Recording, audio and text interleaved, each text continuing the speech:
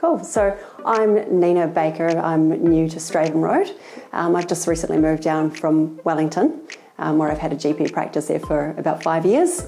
I have a special interest in women's health and have done an ONG diploma and have worked for a period of time at family planning. So polycystic ovarian syndrome, otherwise known as PCOS, is a hormonal imbalance that affects women's appearance, fertility and period regularity.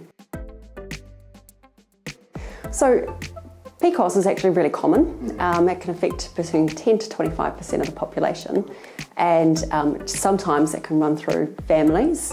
We see it at all ages and stages. It can be quite tricky to diagnose in younger women, say under 20, just because their periods can be quite irregular anyway. But there are a few key signs and symptoms that we do watch out for with polycystic ovaries that makes us think, is this potentially a diagnosis for you?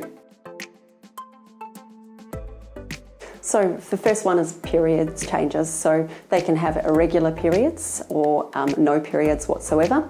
There can be physical changes in terms of their body. So they can have difficulty losing weight.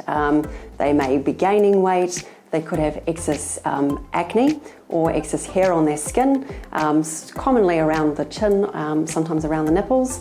And there can also be fertility problems for women with polycystic ovaries. Okay, so if somebody is concerned that they do fit these criteria for polycystic ovaries with the signs and symptoms, the best thing to do is actually to come in and talk to one of the doctors, where we can organise some blood tests for you, take a really good thorough history to see whether you actually do fit the problem, and also consider whether we need to get an ultrasound scan to make the diagnosis. So the best way to do it is to contact Straven Medical. You can go onto our website, stravenmedical.co.nz, where you can actually book an appointment. It's got our contact details, or visit our Facebook page.